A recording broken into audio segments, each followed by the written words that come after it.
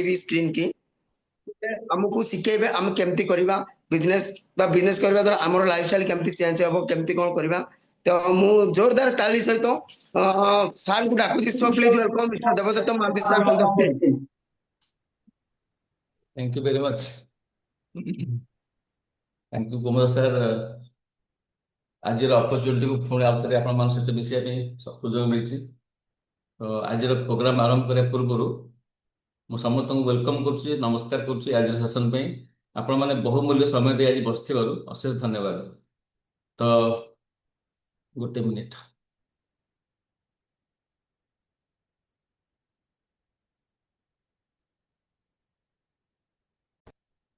तो one second समस्त को वेलकम। आज 21st सेंचुरी बिजनेस अपॉर्चुनिटी विषय आज प्रोग्राम आरंभ कर जी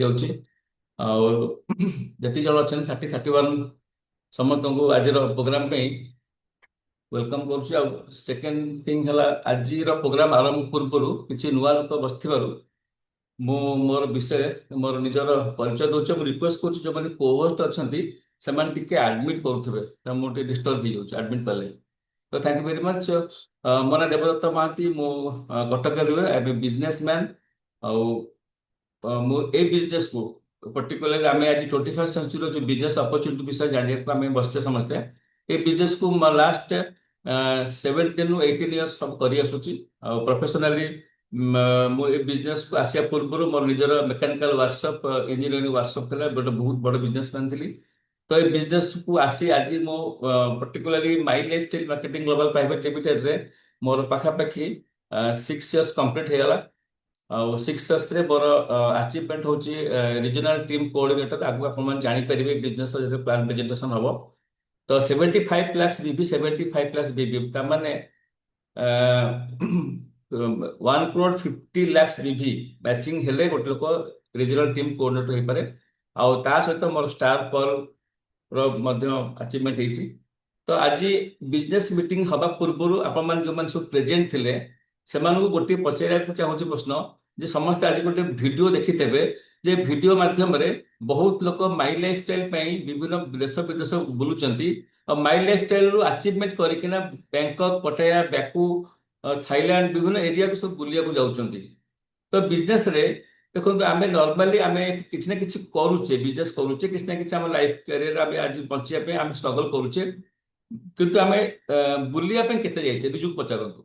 तो ये एमती गोटे अपॉर्चुनिटी मुझे आप संगे शेयर करने जाऊँगी जो अपॉर्चुनिटी माध्यम आप हैप्पी लाइफ मेंटेन करने सहित गोटे बहुत बढ़िया हैप्पी लाइफ मेंटेन करने सहित सहित आप टाइम सहित नहीं मैच करके कंपनी तरफ विभिन्न एरिया को बुलवा को गोटे सुजोग मिलूँ और सहित ये आपको प्रॉपर्ली एडिफिकेशन आपको सम्मानित करा 21st सेंचुरी बिजनेस रे आपण कौन सी प्रकार इन्वेस्टमेंट आवश्यकता नहीं बिना इन्वेस्टमेंट रे बिना पैसा लगे ये बिजनेस माध्यम रे बहु लोक केमती आगामी दिन में सफलता पाई से विषय में आलोचना करने जाऊँगी।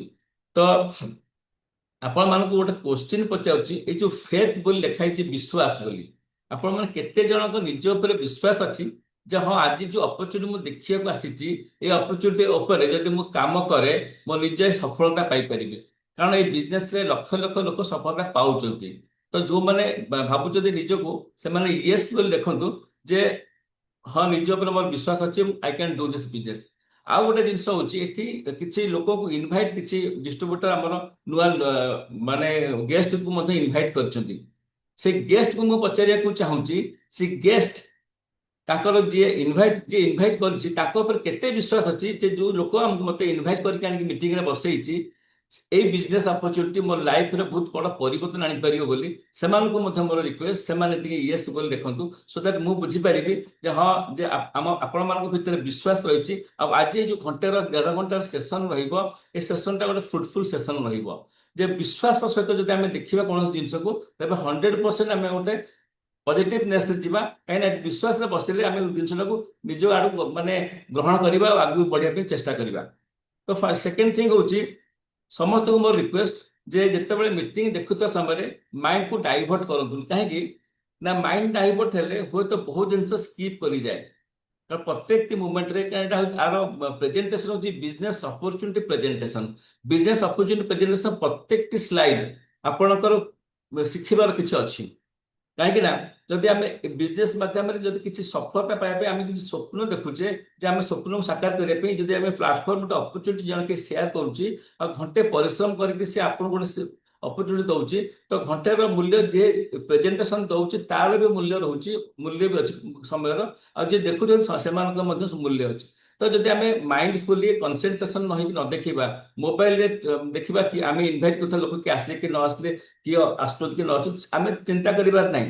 ତ ଆମକୁ ଶିଖିବାର ଅଛି ଆଉ ମତେ ଆଗକୁ ବଢିବାର ଅଛି।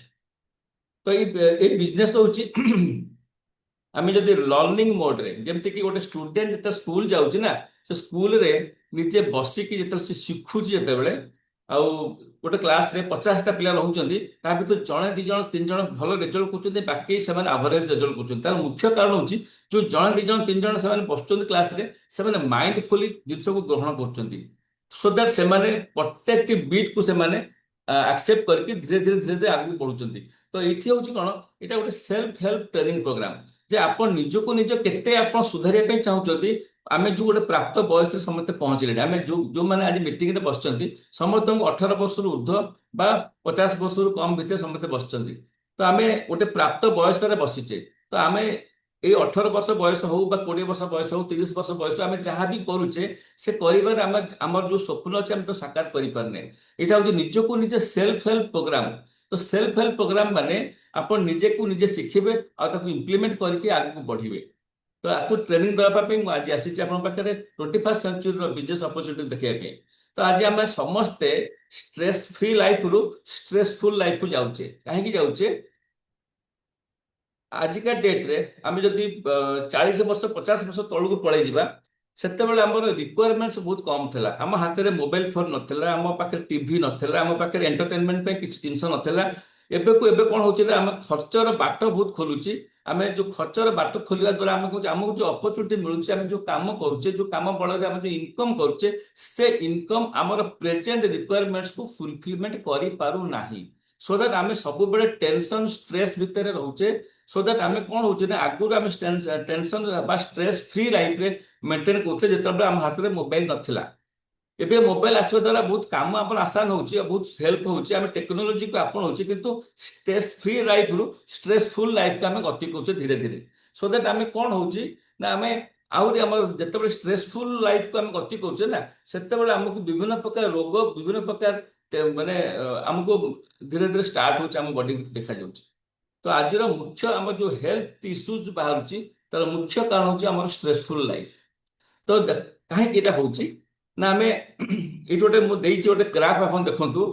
ଭାରତ ବର୍ଷରେ 140 କୋଟି ଲୋକଙ୍କ ଭିତରେ ଯଦି ଆମେ ଆନାଲିସିସ୍ କରିବା, 140 କୋଟି ଲୋକ ଭିତରେ 90% ଲୋକଙ୍କ ପାଖରେ 10%ର ପଇସା ଅଛି, ଆଉ 10% ଲୋକଙ୍କ ପାଖରେ 90%ର ପଇସା ଅଛି, ଧନ ସମ୍ପତ୍ତି ଅଛି। ଆପଣ ଦେଖନ୍ତୁ 140 କୋଟିରୁ 130 କୋଟି ଲୋକଙ୍କ ପାଖରେ ପଇସା ନାହିଁ, ବହୁତ କମ ପଇସା ଅଛି, ଯୋଉଟା କି ଆମେ କହୁଛେ ମିଡିଲ କ୍ଲାସ ଫ୍ୟାମିଲି। ବାକି 10% ଲୋକଙ୍କ ପାଖରେ 90%ର ପଇସା ଅଛି। ଦେଖନ୍ତୁ ଧୀରୁ ଭାଇ ଅମ୍ବାନୀ, ଅନିଲ ଅମ୍ବାନୀ, ମୁକେଶ ଅମ୍ବାନୀ, ଟାଟା, ବିର୍ଲା, ଆଦାନୀ, ବଡ ବଡ ଆପଣଙ୍କ ଏୟାରଟେଲର ମାଲିକ ମିତ୍ତଲ, ତ ଏମାନେ ସମସ୍ତ ହାତ ଗଣତି ଲୋକ ଯିଏକି ଭାରତ ବର୍ଷରେ 90%ର ପଇସାକୁ ଧରିକି ବସିଛନ୍ତି। ଆଉ ସେମାନେ ଆହୁରି ମଧ୍ୟ ପ୍ରୋଗ୍ରେସ କରିବା ପାଇଁ ଚେଷ୍ଟା କରୁଛନ୍ତି, ଦେ ବିକମିଂ ରିଚ୍ ଆଣ୍ଡ ମୋର ରିଚ୍। ସମୟ ଆସି ପହଞ୍ଚିବ ଯୋଉ 10% ପଇସା ଆମ ମାନଙ୍କ ପାଖରେ ଅଛି, ସେ ବି ତାଙ୍କ ପାଖକୁ ପଳେଇଯିବ।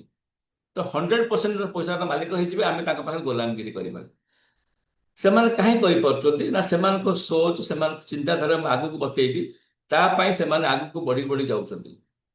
ଆମର ରିସେଣ୍ଟଲି ଆମର ରାଷ୍ଟ୍ରମନ୍ତ୍ରୀ ଆମର ନୀତିନ ଗଡକରୀ କହିଲେ ଯେ ମୁଦ୍ରା ବିକେନ୍ଦ୍ରୀକରଣ ମାନେ ଡିସେଣ୍ଟ୍ରାଲାଇଜେସନ ଅଫ ମନି।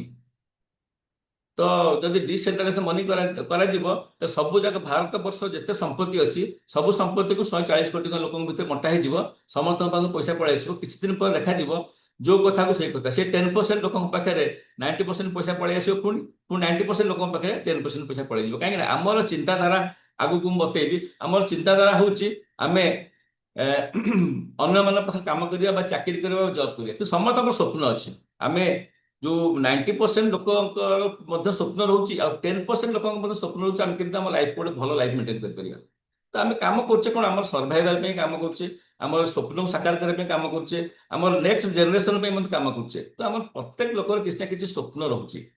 ଆଜି କାଲି ଆମେ ଯୋଉ ଲାଇଫଷ୍ଟାଇଲ ମେଣ୍ଟେନ କରୁଛେ, ଯୋଉ ଲାଇଫଷ୍ଟାଇଲ ମେଣ୍ଟେନ କରୁଛେ, ସେ ଲାଇଫଷ୍ଟାଇଲ ଆମେ ପିଲାଦିନରୁ ଯଦି ଆମେ ଜଜ୍ କରିକି ଆସିବା, ଆମେ ଭଲ ସ୍କୁଲରେ ପାଠ ପଢିବା ପାଇଁ ଆମର ଯଦି ଡ୍ରିମ୍ ଥିଲା ଆମେ କରିପାରିଲେ।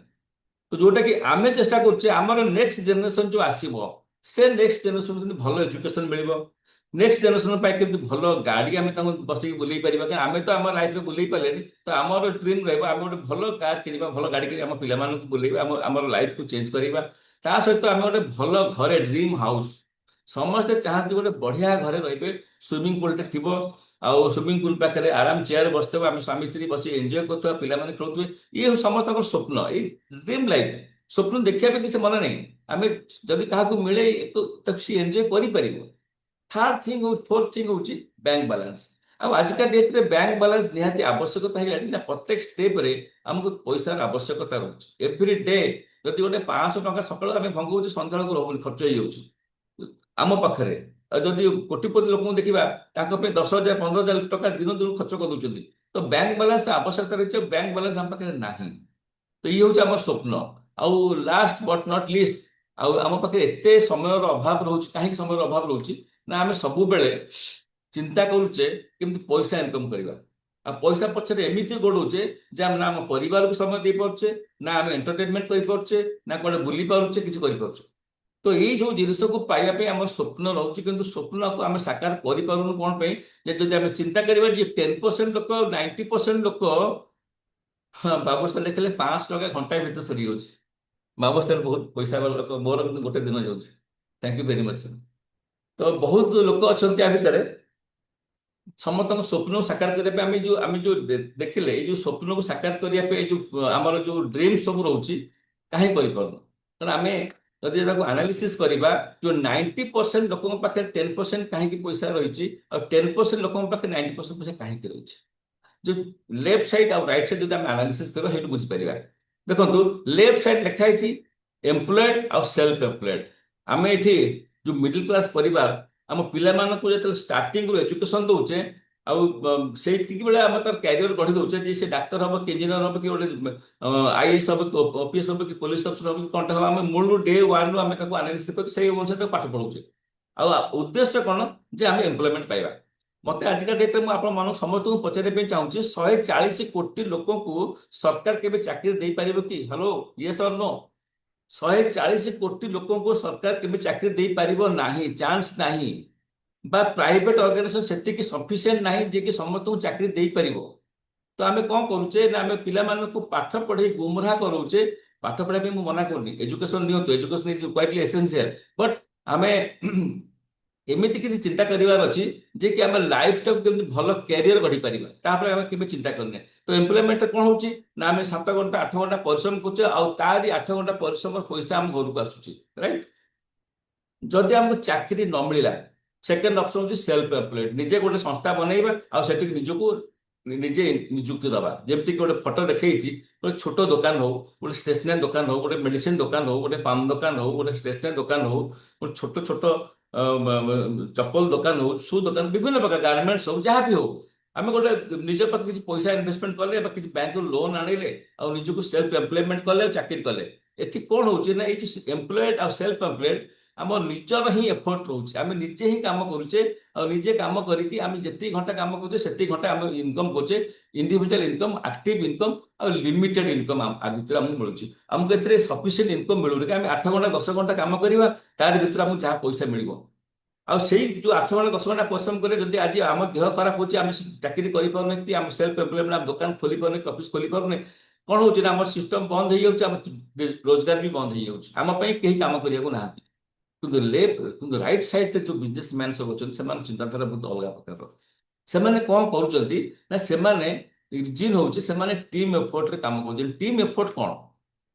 ଯେତେବେଳେ ଧୀରୁ ଭାଇ ଅମ୍ବାନୀ ତାଙ୍କର ଷ୍ଟାର୍ଟ କଲେ, ତାଙ୍କ କ୍ୟାରିୟର ଷ୍ଟାର୍ଟ କଲେ, ତାଙ୍କର ସୋଚ ଥିଲା ଯେ ବହୁ ଲୋକଙ୍କର ମାଧ୍ୟମରେ ମୁଁ କିଛି ଇନକମ୍ କରିବି, ବହୁ ଲୋକଙ୍କୁ ମୁଁ ସୁବିଧା ଦେବି, ଆଉ ତାଙ୍କ ସୁବିଧା ଦେଇକି ତାଙ୍କ ଠାରୁ ମୁଁ କିଛି ଇନକମ୍ କରିବି। ତାଙ୍କର ଉଦ୍ଦେଶ୍ୟ ଥିଲା ସେଠି। ତ ଏଠି କ'ଣ ହଉଥିଲା ନା, ଟିମ୍ ଏଫର୍ଟ।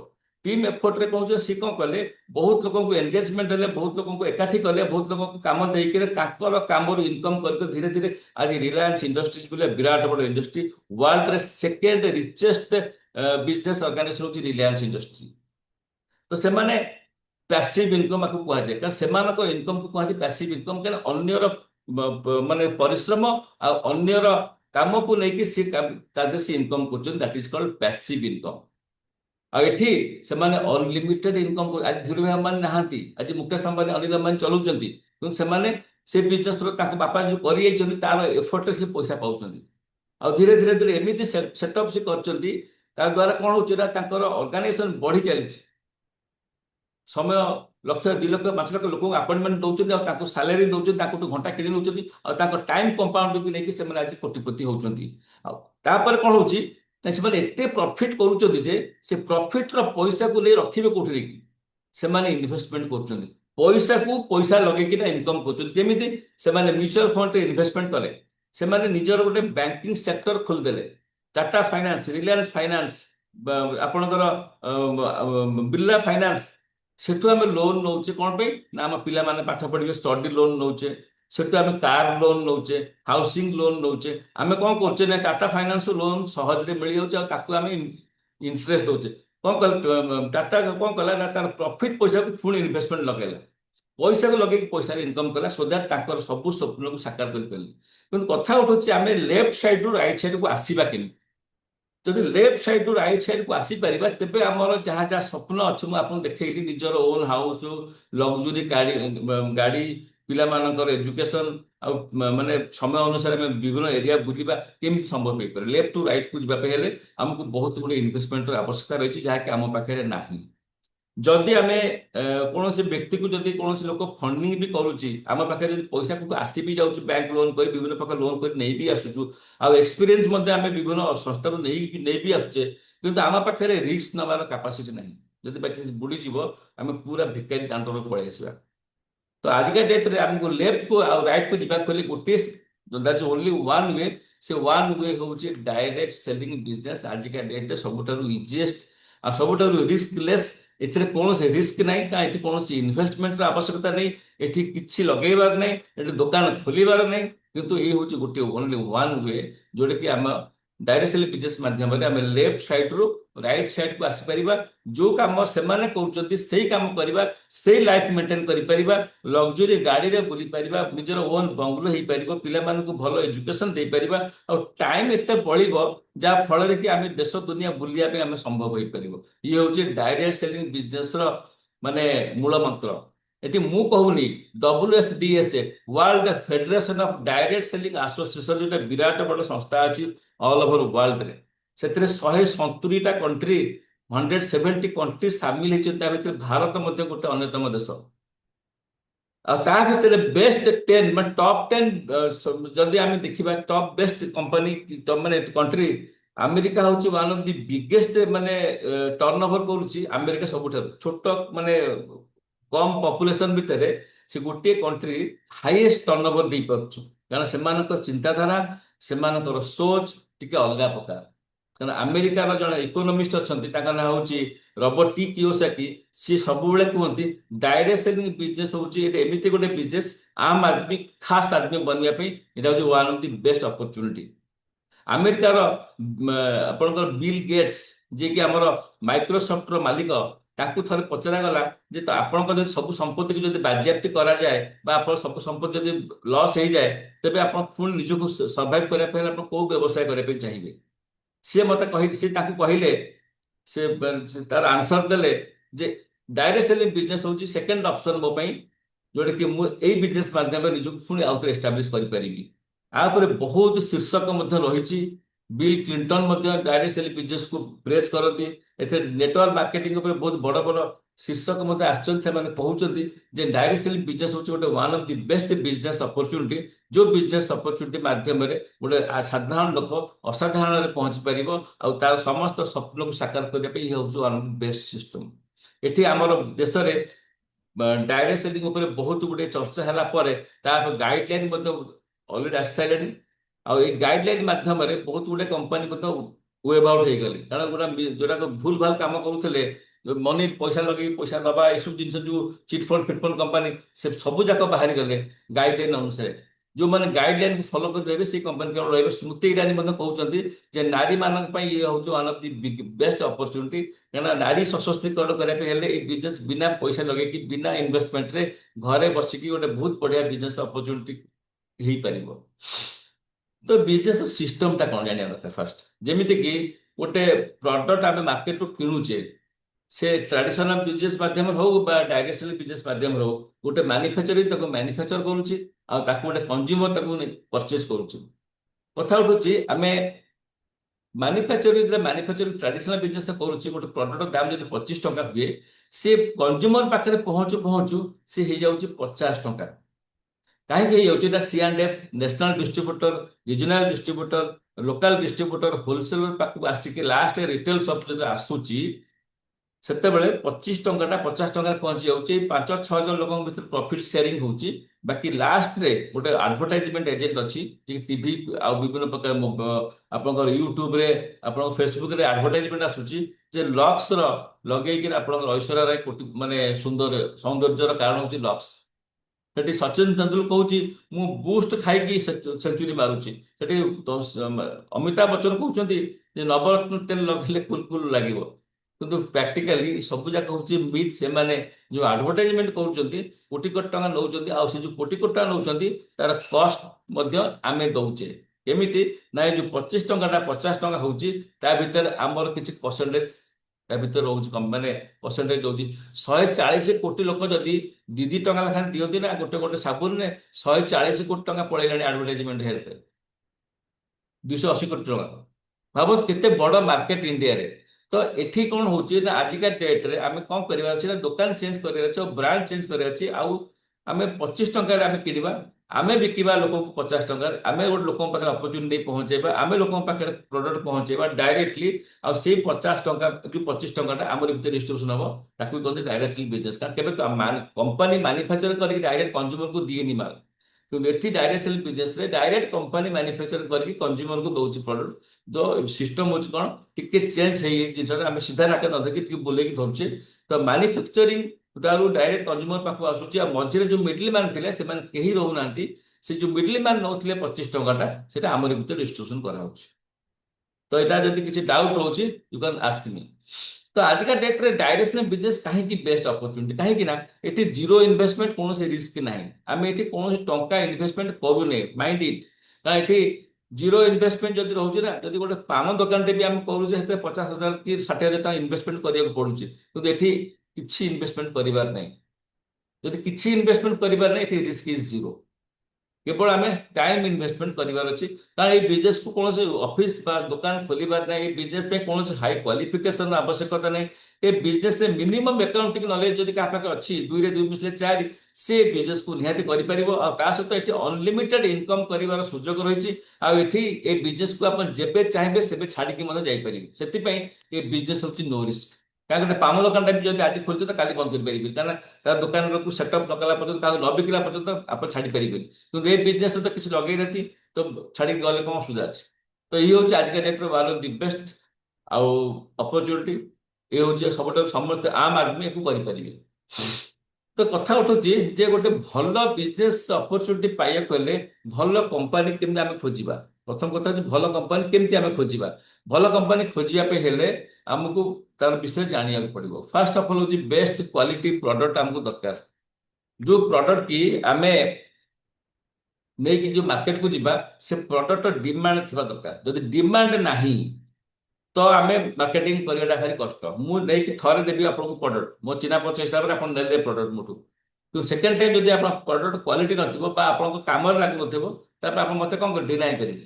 କିନ୍ତୁ ଆମ ପାଖରେ ମୁଁ ଯୋଉ କମ୍ପାନୀ ବିଷୟରେ କହିବାକୁ ଯାଉଛି, ଯୋଉ ବିଷୟରେ ଆମେ ଆଜି କାମ ବୁଝୁଛେ, ଆମେ ଯୋଉ କମ୍ପାନୀ ବିଷୟରେ ଶୁଣୁଛେ, ସେ କମ୍ପାନୀର ସମସ୍ତ ପ୍ରଡକ୍ଟ ହଉଛି ବେଷ୍ଟ କ୍ୱାଲିଟି ପ୍ରଡକ୍ଟ। ମୁଁ ତାର ପ୍ରୁଫ ମଧ୍ୟ ଦେବି।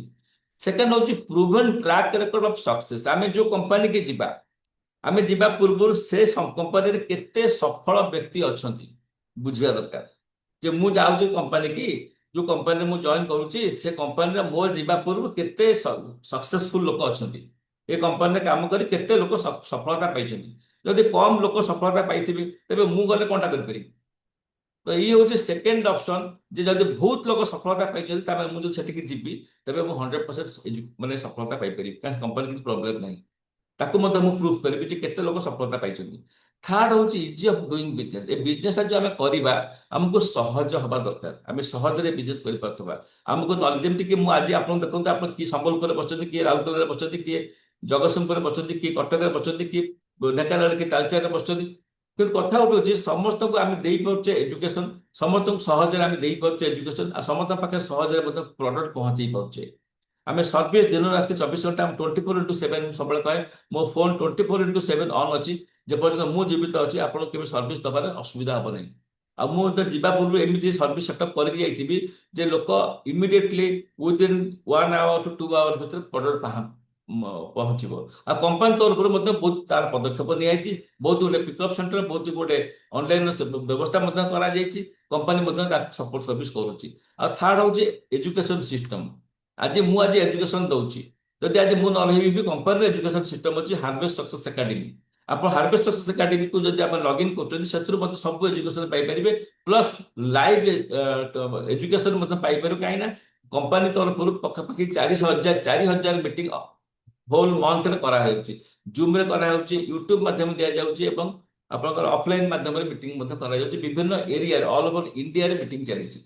आ फोर्थ फिफ्थ पॉइंट होची एक्सपीरियंस एंड स्टेबल मैनेजमेंट हित दरकार यदि एक्सपीरियंस एंड स्टेबल मैनेजमेंट नथिबो तेबे आमे कंपनी केबे काम करि आमे काम काम करि करि गोटे लेवल पहुंचीबा देखला कंपनी बंद प्रोडक्ट अवेलेबिलिटी नाही कंपनी हमको छाड़ी पळै जाउची एमती बहुत क्षेत्र में होची तो कंपनी रे स्टेबल मैनेजमेंट दरकार आ लीडर्स जो माने देखो निर्विघ्न भाव में आप देखो गोटे लीडर ये कहीं काम कर माई लाइफस्टाइल पर्टिकुलाली ना प्रत्येक लीडर पैसा इनकम कर चाहूँ डिस्ट्रीब्यूटर जो पैसा इनकम अधिका करेंगे टीम जो लोक अधिक इनकम करेंगे गोटे लीडर भल पैसा इनकम कर से दौड़ विभिन्न एरिया को मुझे प्रत्येक मसरे ढेंकानाल अनुगुल काली जाइए आप हिंदोल तो मुझे कहीं दौड़े से डेभलप करेली से जिते बिजनेस इनकम करेंगे मोर इनकम जिते बढ़ तो एक्टिव लीडर दरकार ये बिजनेस अच्छी आ सब लास्ट पॉइंट होची अट्रैक्टिव बिजनेस प्लान जो प्लान रे हमें पैसा मिलिबो जिते काम करंतु जिते भल प्रोडक्ट थाउ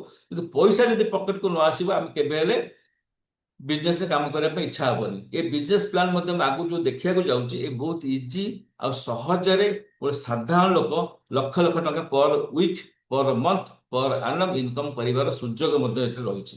तो प्रथम कथा होची आमे से कंपनी विषय कहबा से कंपनी ना होची Mi lifestyle marketing global private limited आजिका डेट रे नंबर 1 पोजीशन रे रहिछि। आपण बाय चांस जो माने जॉइन कर सचिन ऑलरेडी बाय चांस हो बा बाय चॉइस हो से माने गोटे एमिति गोटे कंपनी जॉइन करछंती Indian company Indian based company Chennai based company Bharat रो उत्पत्ति एची कंपनी रो आर ओरिजिनल मालिक हो इंडियन मालिक सब जिनस आप आगु जानिबे। तो ये कंपनी आजिका डेट रे 11 वर्ष हेलाडी 1 नंबर पोजीशन रही आसी only because of our product legality point of देखा गले कंपनी पाखे इनकॉर्पोरेशन सर्टिफिकेट रही आईएसओ 9001 और 2015 कंपनी इनकॉर्पोरेट करछि एफडीएस माने federal of direct selling association हबार मेंबर जदि न हेबे ताले इंडिया रे मार्केटिंग करि परिबे नै ता सहित कंपनी निजर ओन रिसर्च एंड डेवलपमेंट रही ये जो साइंटिस्ट मान फटो में देखुं गोटे गोटे साइंटिस्ट नुहत मैंने गोटे गोटे माने भारतर रत्न बरपुत्र मैंने गोटे गोटे कारण आयुर्वेद शास्त्र में फादर ऑफ आयुर्वेद बोली कहुई डॉक्टर केसी गौडेन and doctor DB Narayan modern Ayurveda जदि कहुए कौन तार ना सृष्टि हम DB doctor DB Narayan ji कि 50 वर्ष एक्सपीरियंस आम कंपनी देते आउ केसी गौडेन सी 50 वर्ष एक्सपीरियंस आमको देते 100 वर्ष एक्सपीरियंस नहीं कंपनी आगे बढ़ुची आउ आसिस्ट करने बहुत साइंटिस्ट अच्छा more than 20 and above scientist अच्छा खाली मेन मेन साइंटिस्ट को ना देखा के राजेश जी की फेयर एंड लवली क्रीम काटते सुरेश पट्टनायक जन यूरोलोजिस्ट आउ सहित अच्छा एसके शर्मा एमती मोहन बेलगांवकर आगर प्रोडक्ट तैयारी कर बहुत साइंटिस्ट नंबर ऑफ साइंटिस्ट से दिन राति 24 घंटा रिसर्च कर नुआ नुआ प्रोडक्ट प्रत्येक मसरे प्रत्येक वर्ष आमको से दौरान नुआ नुआ प्रोडक्ट आम गर्वित सी आज अच्छा प्रोडक्ट को मार्केटिंग कर आम घर चलु तो थैंक्स माने लॉन्ग लिव हूँ बहुत दिन पर्यटन जीवित रुहतु आमती गुड़े गुड़े प्रोडक्ट देकी जातु जहाँ फल कि आम ଏଇ ପ୍ରଡକ୍ଟକୁ ମଧ୍ୟ ବିକ୍ରି କରି ଆମ ପରିବାରକୁ ଚଳେଇ ପାରୁଥିବା। Thank you very much sir all of you. ତ ଭାରତ ଯେତେବେଳେ 2011ରେ ଆୟୁଷ ମିନିଷ୍ଟ୍ରି ଗଠନ କଲା, government of India AYUSH ministry ଗଠନ କଲା, ସେତେବେଳେ ବହୁତ ଗୁଡିଏ ଆୟୁର୍ବେଦିକ କମ୍ପାନୀ ବନ୍ଦ ହେଇଗଲେ। କାହିଁକି ନା ସେତେବେଳେ ବହୁତ ଗୁଡିଏ ଆୟୁର୍ବେଦ କମ୍ପାନୀ ଭିତରେ ଆୟୁର୍ବେଦ ନାଁରେ ସେମାନେ ଷ୍ଟିରଏଡ୍ ମିଶେଇକି ବିକୁଥିଲେ, ଆଉ ଏଲୋପାଥି ପ୍ରଡକ୍ଟକୁ ସେଥିରେ ମିଶ୍ରଣ କରି ବିକୁଥିବା ଦ୍ୱାରା ସେମାନେ ବଦନାମ ମଧ୍ୟ ହେଇଥିଲେ। ତ ଗଭର୍ଣ୍ଣମେଣ୍ଟ ଅଫ ଇଣ୍ଡିଆ ଗୋଟେ ମିନିଷ୍ଟ୍ରି ଅଫ ଆୟୁଷ ତିଆରି କଲା, ଆଉ ତା ପାଇଁ ଗୋଟେ ଗାଇଡଲାଇନ ତିଆରି କଲା, ଆୟୁର୍ବେଦିକ ଫାର୍ମାକୋପି ଅଫ ଇଣ୍ଡିଆ, ଆଉ ତାକୁ ମଧ୍ୟ ମନିଟରିଂ କରିବା ପାଇଁ ଗୋଟେ ଆୟୁଷ ସାର୍ଟିଫିକେଟ ମଧ୍ୟ ଇସ୍ୟୁ କଲା। ଦୁଇ ପ୍ରକାର ସାର୍ଟିଫିକେଟ ରହିଛି, ଗୋଟେ ଆୟୁଷ ପ୍ରିମିୟମ ସାର୍ଟିଫିକେଟ ଆଉ ଆୟୁଷ ଷ୍ଟାଣ୍ଡାର୍ଡ ସାର୍ଟିଫିକେଟ।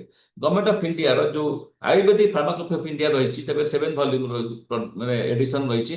ସେଥି ଭିତରେ ତା ଭିତରେ ସବୁ ପ୍ରକାର ଜଡିବୁଟିର ମିଶ୍ରଣ କରାଯାଇଛି, ଆଉ କାହା ସହିତ କାହାର ମିଶ୍ରଣରେ ଆପଣ ତିଆରି କରିପାରିବେ ତା ମଧ୍ୟ ଉଲ୍ଲେଖ କରାଯାଇଛି। ଆଉ ସବୁ ଯାକ ଗାଇଡଲାଇନକୁ ମାନିକି ଆମ କମ୍ପାନୀ ଆଜି ମାଇ ଲାଇଫ ଷ୍ଟାଇଲ ପ୍ରଡକ୍ଟ ତିଆରି କରୁଛି ବୋଲି ତାକୁ 3 ଥର ବେଷ୍ଟ ବ୍ରାଣ୍ଡ ଆୱାର୍ଡ ମଧ୍ୟ ମିଳିଲାଣି, FSSAI ସାର୍ଟିଫିକେଟ ମଧ୍ୟ ମିଳିଛି। ଭାରତ ବର୍ଷରେ ବହୁତ ଗୁଡିଏ କମ୍ପାନୀ ଆୟୁର୍ବେଦିକର ପ୍ରଡକ୍ସନ ତିଆରି କରୁଛନ୍ତି, କିନ୍ତୁ ତାକୁ କାହିଁକି ବେଷ୍ଟ ବ୍ରାଣ୍ଡ ମିଳୁନାହିଁ? ସେମାନେ ତାଙ୍କର ପ୍ରଫିଟ ପାଇଁ ସେମାନେ ବହୁତ କିଛି ଜିନିଷ ଇନଗ୍ରେଡିଏଣ୍ଟସକୁ ମାଲପ୍ରାକ୍ଟିସ କରୁଛନ୍ତି, ଫଳରେ ତାଙ୍କୁ ବେଷ୍ଟ ବ୍ରାଣ୍ଡ ଆୱାର୍ଡ ମିଳୁନାହିଁ। ଆମକୁ ବେଷ୍ଟ ବ୍ରାଣ୍ଡ ଆୱାର୍ଡ ଏଥିପାଇଁ ମିଳୁଛି ଯେ 2019, 22 ଆଣ୍ଡ 24 3 ବର୍ଷ ଆମେ କଣ୍ଟିନ୍ୟୁଅସଲି ଆମେ ମାରି ଚାଲିଛୁ ବେଷ୍ଟ ବ୍ରାଣ୍ଡ ଆୱାର୍ଡ। ବେଷ୍ଟ ପରେ ଆଉ କୌଣସି ୱାର୍ଡ ହିଁ ନାହିଁ। ତ ଆସନ୍ତୁ, ଆମ ପାଖରେ ବହୁତ ଗୁଡିଏ ରେଜଲ୍ଟ ଓରିଏଣ୍ଟେଡ ପ୍ରଡକ୍ଟ ରହିଛି। ଆମେ ପ୍ରଡକ୍ଟ ଉପରେ ବିଶେଷ ଆଲୋଚନା କରିବେ, ଟିକେ ଟିକେ କହିଦେବି। ଆଉ anti allergy champi champion oil, champi champion ଅଏଲରେ ବହୁତ ଗୁଡେ ମାନେ ଆପଣ ପ୍ରଡକ୍ଟରୁ ବୁଝିପାରୁଥିବେ ତାର ମାନେ କାର୍ଯ୍ୟ କଣ। ଆଣ୍ଟି ଆଲର୍ଜି ମାନେ ଆଲର୍ଜିକୁ ନେଇକିନା, ଚମ୍ପି ଚମ୍ପିଆନ ଅଏଲ ମାନେ କିଛି ମେସେଜ ପାଇଁ ହେଇଥିବ, ଆଉ କିଛି ତା ପାଇଁ ଉପକାରିତା ଥିବ। ଏଇ ତେଲର ମହତ୍ଵ ହଉଛି ଚୁଟିରେ ଲଗେଇଲେ ଚୁଟି ଉପୁଡା କମିବ। ଯଦି ଆମେ ଦେହରେ ମେସେଜ କରୁଛେ ଆମର ମସଲ୍ସ ବିଲ୍ଡ ଅପ୍ ହବ। ଯଦି ତାକୁ ଆମେ ରିଙ୍କିଲ୍ସ ପାଇଁ ମୁହଁରେ ଫେସ୍ ମସାଜ କରୁଛେ, ରିଙ୍କିଲ୍ସ ଆସିବନି।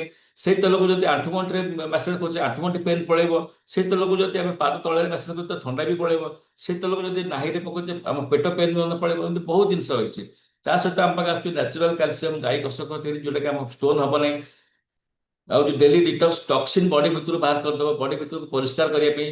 ବ୍ଲଡ ପ୍ୟୁରିଫାୟର, ରକ୍ତକୁ ପରିଷ୍କାର କରିବା। ୱେଲ୍ ହାର୍ଟକୁ ପ୍ରୋଟେକ୍ସନ ଦେବା। ଥାଇରଏଡ ପାଇଁ ଫିଲିଂ ଲିକ୍ୱିଡ ଆଣ୍ଡ କ୍ୟାପସୁଲ, ସେ ହଉଛି ଆପଣ ରକ୍ତର କଣିକା ବଢେଇବ, ହିମୋଗ୍ଲୋବିନ ଲେଟଟା ବଢେଇବ।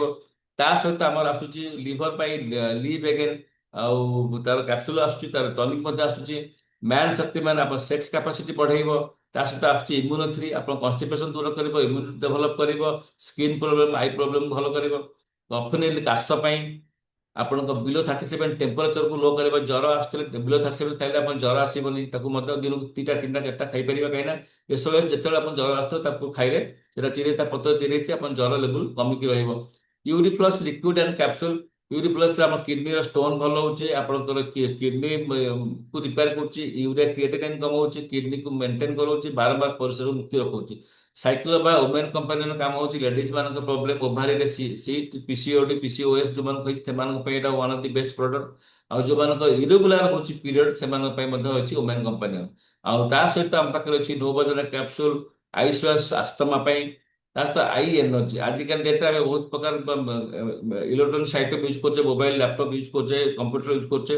ଯଦି ରେଗୁଲାର ବେସିସରେ ଆମେ ଆଇ ଏନର୍ଜିକୁ ବ୍ୟବହାର କରିବା, ତେବେ ଆଖିରେ କେବେ କାଟ୍ରାକ୍ଟ ହବନି, ଆଉ ଆଇର ରେଟିନାକୁ ମଧ୍ୟ ମେଣ୍ଟେନ ହେଇକି ରହିପାରିବ।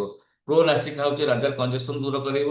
ତା ସହିତ ପ୍ରୋବାୟୋଟିକ କାମ ହଉଛି ଆଇବିଏସ୍ ପ୍ରୋବ୍ଲେମ। ଆଇବିଏସ୍ ମାନେ ହଉଛି ଇରିଟେବୁଲ ବାୱେଲ ସିଣ୍ଡ୍ରୋମ, ପେଟ ଟାଣି ରହିବା, କାଟିବା, ଏସବୁ ଜିନିଷ ଯାହାର ଅଛି, ଯଦି ପ୍ରୋବାୟୋଟିକ ମାସେ ବର୍ଷରେ 2-3ଟା ଖାଉଛି, ତାହେଲେ ସେ ଲୋକକୁ କେବେ ହେଲେ ଆଇବିଏସ୍ ପ୍ରୋବ୍ଲେମ ରହିବନି। ତା ସହିତ ଆପଣଙ୍କ ୱିଣ୍ଡୋଲିଂ କ୍ରିମ ରହିଛି, ଆଉ ପେଷ୍ଟ, ଆଉ ମଲ୍ଟି ଭିଟାମିନ ପ୍ରୋଟିନ ମଧ୍ୟ ରହିଛି, 2-3 ପ୍ରକାର ପେଷ୍ଟ ମଧ୍ୟ ରହିଛି। ଆଉ ତା ସହିତ ଆମ ପାଖରେ ବହୁତ ହାଇ କ୍ୱାଲିଟିର ଅଛି ଫୁଡ ସପ୍ଲିମେଣ୍ଟ ରହିଛି। ଡାଇବା ଲାଇଫ ଡାଇବେଟିସକୁ କ୍ୟୁର କରୁଛି, ତା ଉପରେ ଲେଖା ହେଇଛି ଟୁୱାର୍ଡସ ଲାଇଫ ୱିଦାଉଟ୍ ଡାଇବେଟିସ୍। 95 ହଉଛି ଆଜିକା ଡେଟ୍ରେ ମୃତ୍ୟୁ ସଞ୍ଜୀବନୀ, 13 ପ୍ରକାର berry fruits, Noney, aloe vera, amla ସହିତ ମିଶିକି ଗୋଟେ ହେଲ୍ଥ ଡ୍ରିଙ୍କ କରାଯାଇଛି, ଯାହା ବିଷୟରେ ଯଦି କହିବି ଗୋଟେ ଦିନ ପଳେଇବ। One of the best product, ତାକୁ ଯଦି ରେଗୁଲାର ଖାଇବେ କେବେ ସେ ବୁଢାପା ଆସିବନି, ୟଙ୍ଗ ରହିବେ, କ୍ୟାନ୍ସର ହବନି, ଡାଇବେଟିସ୍ ହବନି, କିଡନୀ ପ୍ରୋବ୍ଲେମ ହବନି, ବ୍ରେନ ଷ୍ଟ୍ରୋକ ହବନି, ସ୍କିନ୍ ପ୍ରୋବ୍ଲେମ ହବନି, ଟୋଟାଲି ୟଙ୍ଗ ଏନର୍ଜେଟିକ ରହିବେ ସବୁଦିନ ପାଇଁ। ଥଣ୍ଡା କାଶ ଜ୍ୱର ପାଇଁ, ଆଉ ଥଣ୍ଡା କାଶକୁ ଯଦି କାହାର ଅଛି ସ୍ୱାସ୍ଥ୍ୟ ଅଛି, ତାହେଲେ କବଚ ପ୍ଲାସ। ତା ସହିତ ସ୍ପିରୁଲିନା ଗୋଲ୍ଡ କାମ ହଉଛି ଇମ୍ୟୁନିଟି ଡେଭଲପ କରିବ, ବ୍ଲଡ ପ୍ରେସରକୁ ମେଣ୍ଟେନ କରିବ, କୋଲେଷ୍ଟ୍ରଲ ଲେଭେଲ ମେଣ୍ଟେନ କରିବ, ଥାଇରଏଡକୁ ମେଣ୍ଟେନ କରିବ। ତା ସହିତ ଡାଇବେଟିସ୍ ମଧ୍ୟ ମେଣ୍ଟେନ କରିବ। ମୋଟାପା କମେଇବା ପାଇଁ ହେଲେ ମୋର ଲାଇଫ ନ୍ୟାଚୁରାଲ ୱେରେ ଇଟାଲୀରୁ ଆସିଛି ରେଡ୍ ଅରେଞ୍ଜ, तार पाउडर रे जदि आम यूज करछे ताले प्रत्येक मासरे 2-3 केजी लेखा वेट कमुचे मेंटेन ही रही पाउछ बॉडी। ग्रीन एक्सट्रैक्ट टी आपनकर रहिछि आपन मसाला टी जदि आम रेगुलर यूज करछे तादर रहुछि कोन आपन अश्वगंधा टर्मरिक आउ आपनकर मोरिंगा गिलेय रहिछि। मोरिंगा गिलेयर काम होछि ठंडा कमेइबो, मोरिंगा काम होछि ब्लड प्रेशर कमेइबो, मोटापा कमेइबो, कोलेस्ट्रॉल लेवल कमेइबो। टर्मरिक काम होछि पेटर कन्स्टिपेशन दूर करिवो, तार आईसाइट डबल स्किन को भल रखिवो, कन्स्टिपेशन दूर करिवो। गिलेयर काम होछि आपनकर ठंडा कमेइबो। गिलेयर बहुत बढ़िया जिंस, काश्मीर का सेम जिंस तार टिके चेंज अलगा टिके अछि। आ ता सहित हर्बाल इनहेलर गोटे अछि, one of the best product. ताको मु पॉकेट रे पके जे मु आपन डेमो देखै परिबो जे जूम रे जालछि, जोठी डेमो देखौछि से 10-12 बिक्री होछि। बहुत बढ़िया प्रोडक्ट ता सहित मल्टीविटामिन्स अछि, पिला मानक डेवलपमेंट पे बड़ बड़ा पर्यंत बेबी टू बाबा पर्यंत समय ताको खाइ परिबे यूटिलाइज जते multivitamins vitamin B1 बी2 B6 B12 C B D vitamin D3 calcium potassium magnesium सब प्रकार भरपूर होई रही भितर। तो जदि यूटिलाइज को आम रेगुलर यूज करछे ताले हमर समस्त विटामिन मिनरल्स डेफिशिएंसी रहइबो नाही। Thank you very much. A product जदि हम व्यवहार करछंती बहुत भल आपन शरीर को सुस्थ सबुदिन रखि परिबे। सुस्थ लोक सबुदिन सुस्थ रहि परिबे, रोगी जदि खाउछंती टू सम एक्सटेंट सुस्थ आड़ गति करेंगे। ता सहित आम पाखे अच्छी India grow product agriculture product जोटा कि आम आज डेट जब आम देखा भारत वर्ष 4,80,000 कोटी टंकार पेस्टिसाइड्स फर्टिलाइजर जमी व्यवहार कर जो खाद्य शस्य बाहर जो आम व्यवहार करुचे से व्यवहार द्वारा आम शरीर को बहुत क्षतिकारक हो। तो बर्तमान भारत सरकार चाहते आम केमती ऑर्गेनिक चाष करवा, जैविक चाष केमती करवा से विषय चिंता करते। पूर्व बहु आगु आम कंपानी चिंता करिछि। एवं जो देखुଛନ୍ତି ଆପଣଙ୍କର भूअस्त्र एमआईएसपी मैजिक ग्रो मैजिक सब जाक होची ऑर्गेनिक प्रोडक्ट मॉडिफाई वायरस एमआई सीट्रे एमआई प्राउड ये सब जाक होची ऑर्गेनिक प्रोडक्ट। एथिरे कीटनाशक अछि, जमीर उर्वरता बढ़ेइबो, प्रोडक्शन बढ़ेइबो, जमीर क्षेत्र लगे ता द्वारा जो प्रोडक्शन है जो खाद्य शस्य बाहरिबो पनीपरिया बाहरिबो ताको जदि आमे खाइबा हमको रोग हबो नाही। तो देखो जदि आम मूलर सुषम खाद्य खाइबार अभ्यास करवा तेरे आमको केवे कैंसर डायबिटीज आर्थराइटिस सब जिन हम ना। तो बंधुगण ये भी गोटे आम पाखे बहुत भल जिन अच्छी आर बहुत बड़ मार्केट अच्छी आम मान जेहेतु आम भारत गोटे कृषि प्रधान देश। तो एथे बहुत गोटे मार्केट को क्रिएट कर आम उद्देश्य हूँ बी ए बिजनेसमैन आम बिजनेसमैन हाँ कोटी कोटी टका इनकम करवा आम लाइफ को चेंज करवा लेफ्ट साइड रु राइट साइड को आसवा और आम लाइफ स्टाइल जहाँ जहाँ ड्रीम स्वप्न साकार करने ये हूँ गोटे रास्ता ये गोटे संपूर्ण व्यवसाय। ये कौन इन्वेस्टमेंट आवश्यकता नहीं, बिना इन्वेस्टमेंट बिना पैसा लगे जब आम व्यवसाय करें यदि बहुत इनकम करिपरिबा तबे बहुत आम लाइफ रे बहुत परिवर्तन आसपार। देखो जो फोटो आप देखुं प्रत्येक दिन आम व्यवहार करछे भीम ना रे Bheem bar Bheem liquid toilet cleaner floor cleaner आम प्रत्येक दिन प्रत्येक मासरे 1,000-1,500 टका जिनस किणुचे आज पर्यंत आमको कहीं टंकाटे देना आ सहित आम प्रत्येक दिन ये जिनस भी व्यवहार करछे। ब्रश तो उठिले माने सकाळ उठला माने दांत घसा ब्रश आवश्यकता, पेस्ट आवश्यकता, साबुन आवश्यकता, शैम्पूर आवश्यकता, तेलर आवश्यकता, पाउडर आवश्यकता सब जिन आवश्यकता अच्छे। आम आज वर्ष वर्ष मास मास धरिकी आम पीढ़ी को पीढ़ी आम खर्च कर आसिले। केवल ऐश्वर्या राय को दौचे, अमिताभ बच्चन को दौचे, शाहरुख खान को दौचे, आमिर खान को दौचे पैसा, किंतु आम पाखे पैसा नहीं। तार मुख्य कारण हूँ आम जब ब्रांड चेंज करवा और दुकान चेंज करवा तेरे आमर जिनस को आम व्यवहार करवा। आम जब 1,000 टकार प्रोडक्ट आम घर पर किनिके नवा आम घर पे साबुन पेस्ट सर्फ नहीं घर व्यवहार करवा से 1,000 टकार भी 100 कोटी टका आमको रिटर्न आसूँ। किंतु आज पर्यंत ये गुड़े कंपानी लक्स आप बूस्ट देखो हॉर्लिक्स देखो जिते गुड़े कंपानी नवरत्न तेल देखो टंकाटे भला देता आमको दशहरा बोनस देते भला आमको टंकाटे 5 टका डाक गोटे खाया देते कि वर्षे थोड़े साबुन पेस्ट फ्री देता घर को किसी ना।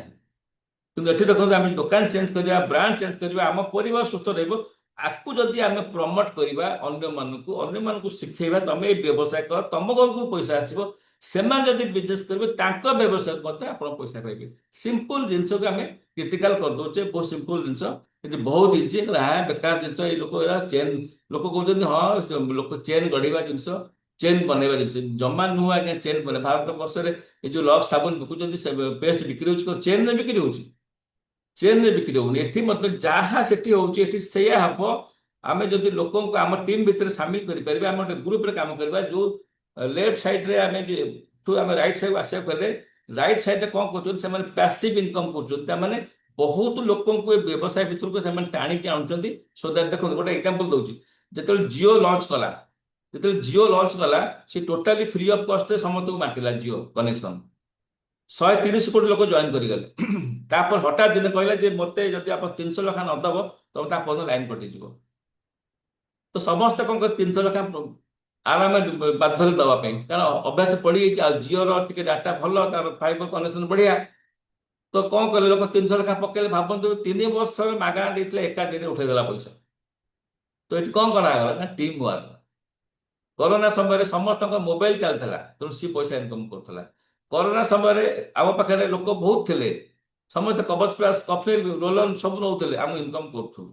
ତ ବର୍ତ୍ତମାନ ମଧ୍ୟ ସମୟ ଆସି ପହଞ୍ଚିଛି, ଆମେ କୋଟିପତି ହେବା ସମୟ ଆସି ପହଞ୍ଚିଛି। ଆମେ କେମିତି ଭଲରେ ରହିବା, ଯଦି ନିଜେ ଭଲରେ ରହିଲେ ଦେଶ ଜାତିର ନାଁ ହେବ, ଆମେ ଅନ୍ୟମାନଙ୍କୁ ଭଲରେ ରଖିପାରିବା।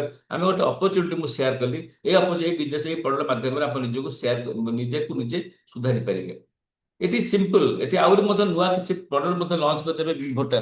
ମୁଁ ଯୋଉ କହିଲି ସାଇଣ୍ଟିଷ୍ଟ ମାନେ ପ୍ରତ୍ୟେକ ଦିନ ରିସର୍ଚ୍ଚ କରୁଛନ୍ତି। ଏବେ ମୋରିଙ୍ଗା ଆସିଗଲା, ଆଣ୍ଠୁଗଣ୍ଠି ପେନ୍ କୁ ଦୂର କରିବ। ଭିଟାମିନ ସି, ଆପଣଙ୍କର herbal antacid, Ayurveda full and ହେଇଛି, ଆପଣ କନଷ୍ଟିପେସନ ଦୂର କରିବ, ମୋସନ ରିଲିଜ କରିବ, ପାଇଲ୍ସ, ଏମିତି ବହୁତ ପ୍ରତ୍ୟେକ ମାସରେ ପ୍ରତ୍ୟେକ ବର୍ଷରେ ନୂଆ ପ୍ରଡକ୍ଟ ମଧ୍ୟ ଲଞ୍ଚ କରୁଛି।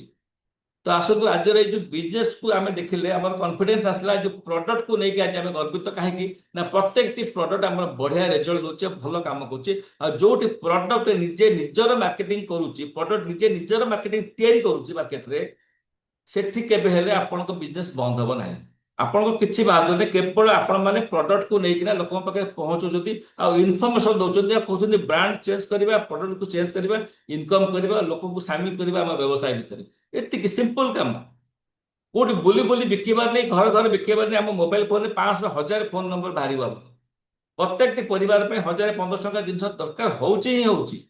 ଥରେ ଥରେ ତାକୁ ଟେଷ୍ଟ କରିକି ଯେଉଁମାନେ ଆମକୁ ବିଶ୍ୱାସ କରୁଛନ୍ତି, ମୁଁ ପ୍ରଥମେ କହିଥିଲି ଫେଥ୍, ଯଦି ଆମର ନିଜ ଉପରେ କନଫିଡେନ୍ସ ଅଛି ଆଉ ଆମ କଥାରେ ଯଦି 2-5 ଜଣ ବିଶ୍ୱାସ କରୁଛନ୍ତି, ତାହେଲେ ଆମକୁ ଯୋଡ଼ିଏ ଲୋକ ଦରକାର ବିଜନେସରେ ବିଶ୍ୱାସ ଜନକ ଲୋକ।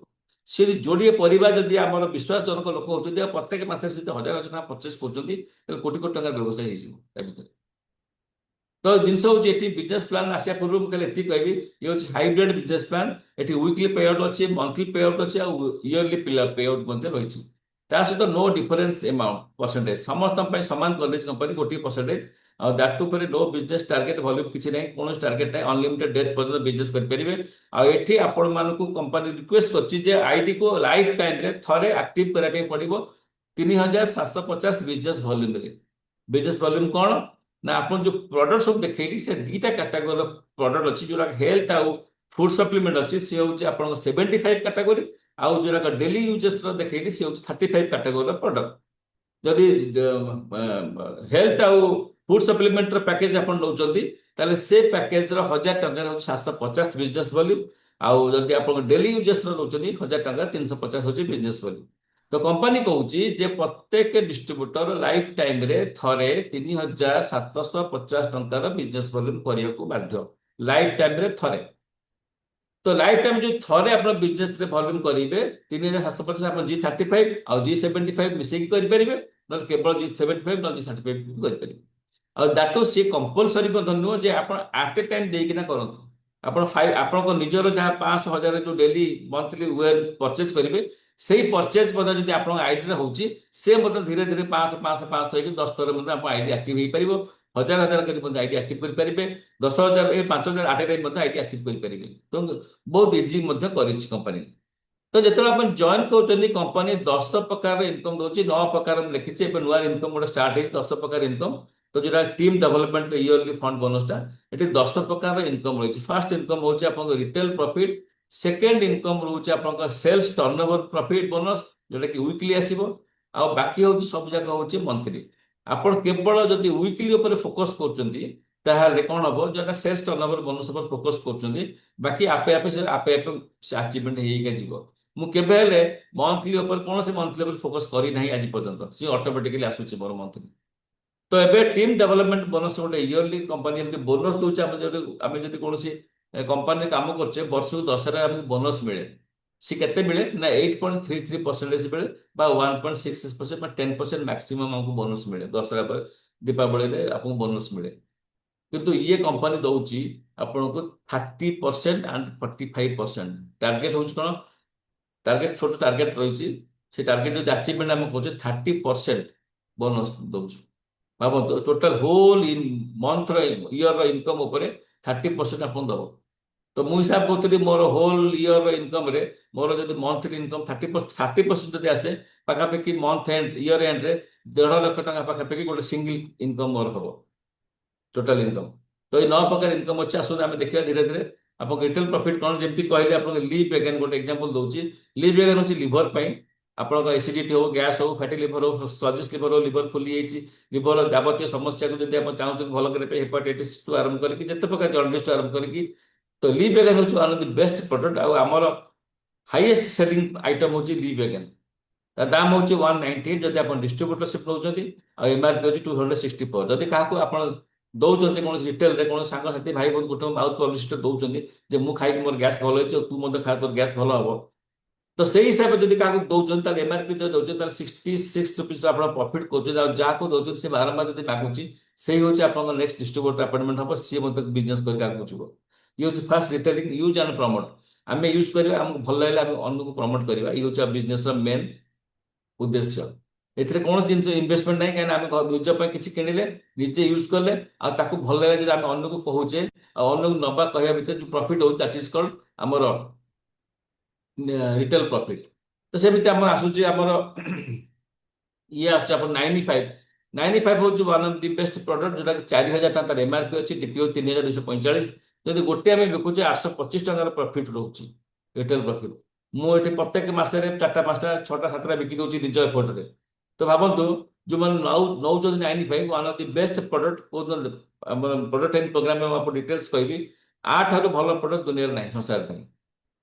ତ ଆସନ୍ତୁ ନେକ୍ସଟ ଯୋଉ ପାର୍ଟ କଣ ହଉଛି ନା, ଆମେ ଲେଫ୍ଟ ସାଇଡ୍ ରୁ ଯୋଉ ରାଇଟ୍ ସାଇଡ୍ କୁ ଯିବା ପାଇଁ ଯୋଉ ଆମ ସିଷ୍ଟମ ଅଛି, ଆମକୁ ଯଦି ବିଜନେସ୍ ଭଲ ଲାଗିଲା ତ ଆମେ କଣ କମ୍ପାନୀ କଣ କରୁଛି, ଯେତେବେଳେ ଆମେ ଜଏନ୍ କରୁଛେ କମ୍ପାନୀ କଣ କରୁଛି ନା, ଆମର ଯୋଡ଼ିଏ ଅର୍ଗାନାଇଜେସନ ଖୋଲି ଦଉଛି। ଗୋଟେ ହଉଛି ଅର୍ଗାନାଇଜେସନ 1 ଆଉ ଗୋଟେ ହଉଛି ଅର୍ଗାନାଇଜେସନ 2, ଦି ପଟ ଲେକ୍ ଖୋଲିକି ଦଉଛି।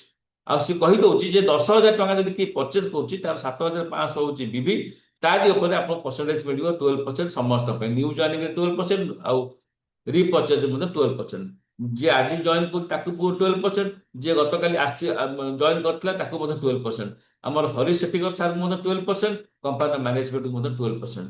ତ 12% ଗୋଟେ ୟୁନିକ୍ କରିଦେଲା, ଯେ କହୁଛି ଯେ କମ୍ପାନୀ ଯଦି କୌଣସି ଲୋକ ଲେଫ୍ଟ ସାଇଡରେ ଯଦି 10,000 ବିଭି କରୁଛି ଆଉ ରାଇଟରେ 10,000 ବିଜନେସ୍ ଭଲ୍ୟୁମ୍ ହଉଛି, 1,000 ହେଇପାରେ, 5,000 ହେଇପାରେ, 500 ହେଇପାରେ, 100 ହେଇପାରେ, 200 ବି ହେଇପାରେ, ବିଭି ହେଇପାରେ, ତ ଯାହା ବି ବିଭି ହଉଛି, ତ ଲେଫ୍ଟରେ ଯାହା ବିଭି ହବ ଆଉ ରାଇଟରେ ଯାହା ବିଭି ହବ, ତାର ମ୍ୟାଚିଂରେ 12% ଆପଣଙ୍କୁ ମିଳିବ।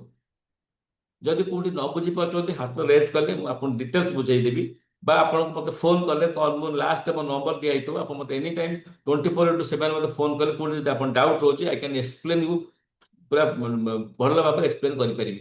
ଯଦି ଆପଣ ଲେଫ୍ଟ ସାଇଡରେ 10,000 ବିଭି କରୁଛନ୍ତି ଆଉ ରାଇଟ୍ ସାଇଡ୍ 10,000 ବିଭି କରୁଛୁ, କୌଣସି ହଉଛି ଆପଣଙ୍କର ଟିମରେ, ତ ଆପଣଙ୍କୁ ମିଳୁଛି 1200 ଟଙ୍କା ଆପଣ ମିଳୁଛି। ସେମିତି ଆପଣଙ୍କର ଅର୍ଗାନାଇଜେସନ 1ରେ ଯଦି 25,000 ବିଭି ହବ, ତାହେଲେ ଆପଣଙ୍କୁ 3,000 ମିଳିବ।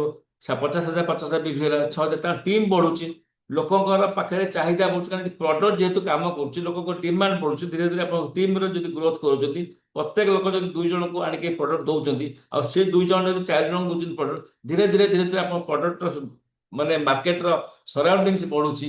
ଆଉ ଧୀରେ ଧୀରେ କଣ ଦେଖନ୍ତୁ, ଗୋଟେ ଏକ୍ସାମ୍ପଲ ଦଉଛି, ଗୋଟେ ଏରିଆରେ ଯଦି ଯେତେବେଳେ ଗୋଟେ ପାନ ଦୋକାନ ହଉଛି ବା ମାନେ ଗୋଟେ ଗ୍ରୋସରୀ ଦୋକାନ ହଉଛି, ତା ପରଦିନ ସେ ବିଜନେସ୍ ବଢେନି, ଧୀରେ ଧୀରେ ଯଦି ଲୋକ ଜାଣନ୍ତି ତାପରେ ତ ବଢେ। ସେମିତି ଯୋଉ ଦିନ ଆମେ ବିଜନେସ୍ ଷ୍ଟାର୍ଟ କରିବା, ଗ୍ରାଜୁଆଲି ଲୋକଙ୍କୁ ବିଜନେସ୍ ଯେତେ ଅପରଚୁନିଟି ଆମେ ସେୟାର କରି ଯିବା, ସେତେବେଳେ କଣ ହବ ନା, ଧୀରେ ଧୀରେ ଆପଣ ଇନକମ୍ ବି ବଢିବ, ଆଉ ସେତେବେଳେ ଲୋକଙ୍କ ପାଖରେ ଚାହିଦା ବଢିବ, ଆଉ ଯେତେବେଳେ ଟିମ୍ ସାଇଜ ବଢିବ, ଇନକମ୍ ବଢିବ, ଧୀରେ ଧୀରେ ଆପଣଙ୍କ ଇନକମ୍ ବଢିବା ସାଙ୍ଗରେ ଆପଣ ଟିମ୍ ମଧ୍ୟ ବହୁତ ଲୋକ ଇନକମ୍ ବଢି ବଢି ଚାଲିବ।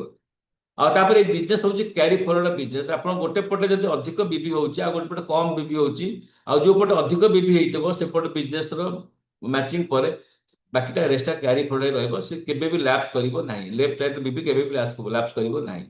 ତ ଇଏ ହଉଛି ବିଜନେସ୍ ର ମେଜର ପଏଣ୍ଟ। ମୁଁ ଆଉ ଅଲଗା ଇନକମ୍ ଗୁଡାକ ଆପଣଙ୍କୁ କହିବି ନାହିଁ। ଆଉ ଧୀରେ ଧୀରେ ଆପଣଙ୍କ ଟିମ୍ ବଢୁଥିବ, ସମୟ ଆସି ପହଞ୍ଚିବ, ଆପଣ ଗୋଟେ ୱିକଲି 2,10,000 ଇନକମ୍ କରିବାର ସୁଯୋଗ ଆପଣ ଏଠି ପାଉଛନ୍ତି।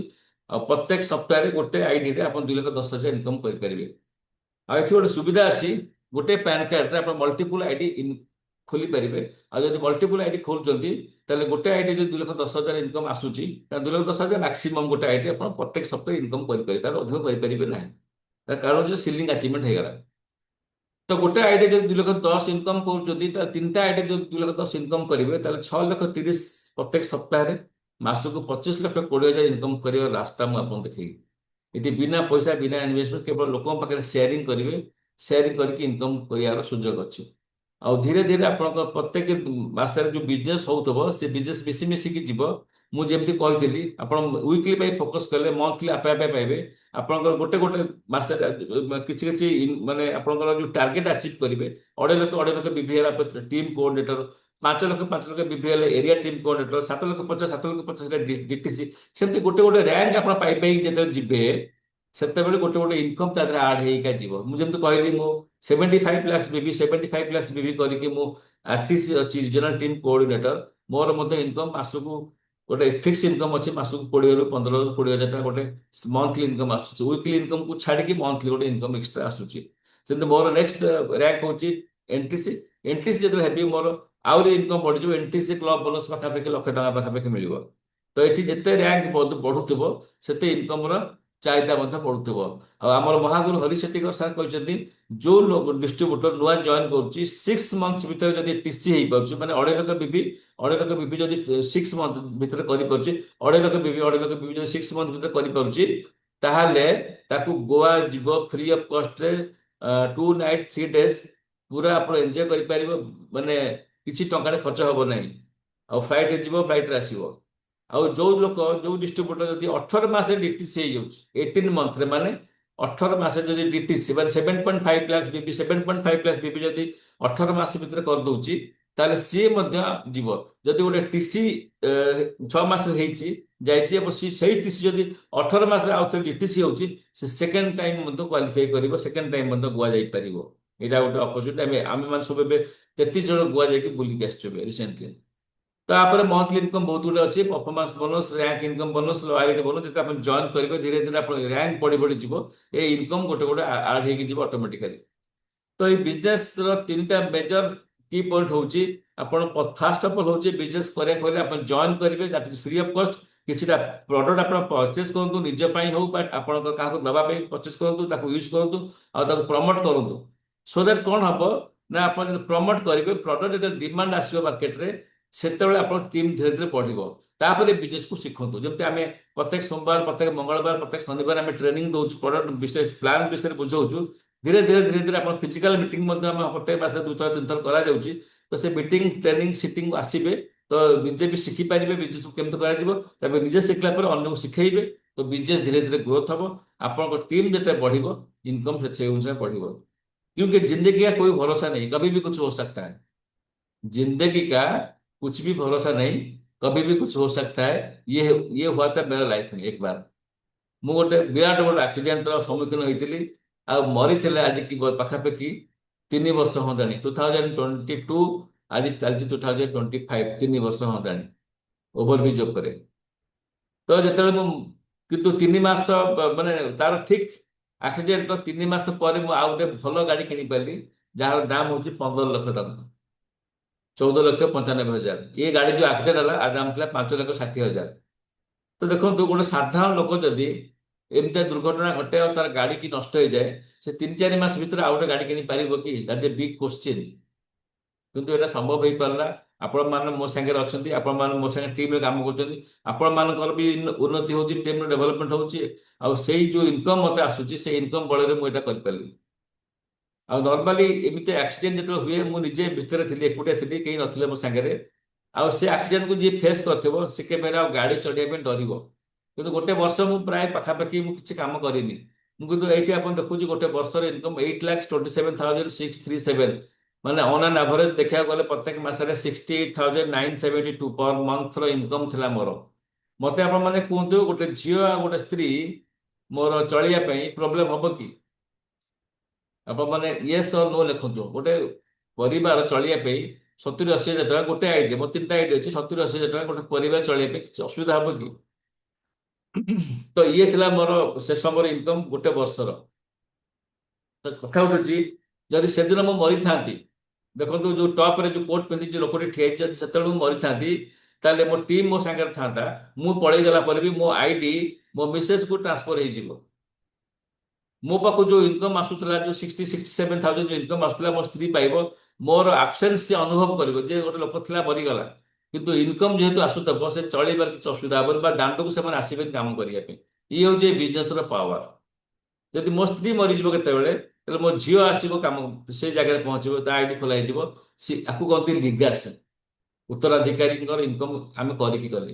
ଆପଣଙ୍କର ଉପସ୍ଥିତି ଯେତିକି ମହତ୍ୱପୂର୍ଣ୍ଣ ନୁହେଁ, ଆପଣଙ୍କ ଅନୁପସ୍ଥିତିରେ ଆପଣଙ୍କ ଉପସ୍ଥିତି ସେତିକି ମହତ୍ୱପୂର୍ଣ୍ଣ। ଆଜି ମୁଁ ମରିଗଲେ ବି ମୋ ଇନକମ୍ ବନ୍ଦ ହବନି, ଜିରୋ ହବ ନାହିଁ। ଏ ବିଜନେସ ରହୁଛି ପାୱାର। ଏ ଯେତେ ଜଣଙ୍କ ଫଟୋ ଦେଖୁଛନ୍ତି ଏମାନେ ଦୁନିଆରେ କେହି ନାହାନ୍ତି। ସୃଜନ ନାୟର ସାର୍ ହେଲେ, ବିମଲ ସାର୍ ହେଲେ, ଅଶୋକ ସାର୍ ହେଲେ, ଘନଶ୍ୟାମ ନାୟକ ସାର୍ ହେଲେ, କେହି ନାହାନ୍ତି ଦୁନିଆରେ। ଏ ଯୋଉ ଘନଶ୍ୟାମ ନାୟକ ପଟେଲ ସାର୍ ଅଛନ୍ତି ତାଙ୍କ ଝିଅ କାଲି ଆମର ଟ୍ରେନିଂ ପ୍ରୋଗ୍ରାମରେ ସେୟାରିଂ କରିବେ। କାଲି ଯୋଉମାନେ ସବୁ ବସିବେ ମିଟିଂରେ ତାଙ୍କ ଝିଅ କାଲି ଟ୍ରେନିଂରେ ଆସୁଛନ୍ତି, ମାନେ ତାଙ୍କ ଏକ୍ସପିରିଏନ୍ସ ସେୟାର କରିବେ। ଏଇ ଘନଶ୍ୟାମ ପଟେଲ ସାର୍ଙ୍କର ଝିଅ କାଲି ଆସୁଛନ୍ତି। ସେ ଆଇଟିସି ଅଛନ୍ତି, ବାପା ଥିଲେ ଆଇଟିସି, ସେ କୋର୍ଟ ତାଙ୍କ ଝିଅକୁ ଟ୍ରାନ୍ସଫର ହେଇଗଲା। ତ ଭାବନ୍ତୁ ଏମାନେ ଦୁନିଆରେ କେହି ନାହାନ୍ତି, କିନ୍ତୁ ତାଙ୍କ ପରିବାରକୁ ଲକ୍ଷ ଲକ୍ଷ ଟଙ୍କା ଯାଉଛି ଆଉ ତାଙ୍କ ପରିବାର ତାଙ୍କ ବିନା ପରିବାର ଚାଲିଛି। ତ ଆପଣଙ୍କ ଘରେ ଆପଣଙ୍କ ଉପସ୍ଥିତି ଯେତିକି ମହତ୍ୱପୂର୍ଣ୍ଣ ନୁହେଁ, ଆପଣଙ୍କ ଅନୁପସ୍ଥିତିରେ ଆପଣଙ୍କ ଉପସ୍ଥିତି ହେଉ ସେତିକି ମହତ୍ୱପୂର୍ଣ୍ଣ। ତ ଏଠି ମୁଁ ଆପଣଙ୍କୁ ଆଉ ଗୋଟେ ପଏଣ୍ଟ ଥିଲା ପ୍ରୁଭନ୍ ଟ୍ରାକ୍ ରେକର୍ଡ ଅଫ୍ ସକ୍ସେସ୍। ଏଠି ଲକ୍ଷ ଲୋକ ଲୋକ କଷ୍ଟମର ଏ ପ୍ରଡକ୍ଟକୁ ମାନେ ୟୁଜ୍ କରି ସାଟିସ୍ଫାଏଡ୍ ଅଛନ୍ତି। ଲକ୍ଷ ଲକ୍ଷ ଲୋକ ଏ ପ୍ରଡକ୍ଟରେ ମଧ୍ୟ ତାଙ୍କ ଉପରେ ବିଶ୍ୱାସ ମଧ୍ୟ ଆସିଗଲାଣି ଆକୁ ବ୍ୟବହାର କରିକି। ମୋର୍ ଦାନ୍ 1 ଲାଖ ପିପୁଲ ଆକ୍ସିଡେଣ୍ଟାଲ ଇନ୍ସୁରାନ୍ସ ପାଉଛନ୍ତି। ତାପରେ ରାଙ୍କ ଆଚିଭର ଲକ୍ଷରୁ ଅଧିକ ଅଛନ୍ତି। ତା ସହିତ ଇଏ କମ୍ପାନୀରେ କାମ କରିକି 850ରୁ ଅଧିକ ଲୋକ ସିଲିଂ ଆଚିଭର, ଯୋଉ ମୁଁ କହିଲି ଯୋଉ 2,10,000, 2,10,000 850ରୁ ଅଧିକ ଲୋକ ପ୍ରତ୍ୟେକ ସପ୍ତାହରେ ନଉଛନ୍ତି। ତ ମୁଁ କାହିଁ ନ ନେଇପାରିବି?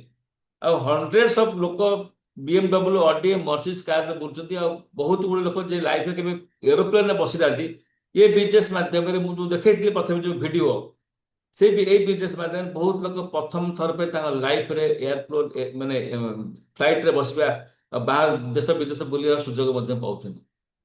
ତ ତ ଏଇଟା ଗୋଟେ ସାଇଟ୍ ମୁଁ ଦେଖେଇଲି ହାରମୋନି ଗ୍ରୁପ ଡଟ୍ ବିଚ୍ ର। ଇଏ ଆମେ ଯୋଉ ଗ୍ରୁପରେ କାମ କରୁଛେ ସେ ଗ୍ରୁପ ନାଁ ହଉଛି ହାରମୋନି ଗ୍ରୁପ। ଆଜି ଯୋଉ ମୁଁ ଟ୍ରେନିଂ ଦେଲି ଏ ସମସ୍ତ ଟ୍ରେନିଂ ଏ ହାରମୋନି ଗ୍ରୁପରେ ପାଇପାରିବେ, ବିଭିନ୍ନ ଲାଙ୍ଗୁଏଜରେ ପାଇପାରିବେ। ତା ଦେହରେ price list, product, training programme, business କେମିତି କରିବାକୁ ହେବ, ସବୁ ଟୋଟାଲ ନଲେଜ ଏଇ ହାରମୋନି ଗ୍ରୁପ ଡଟ୍ ବିଚ୍ ରେ ମୁଁ ନଥିଲେ ମଧ୍ୟ ମୋର ସାହାଯ୍ୟ ବିନା ବି ଆପଣ ବିଜନେସ୍ କରିପାରିବେ।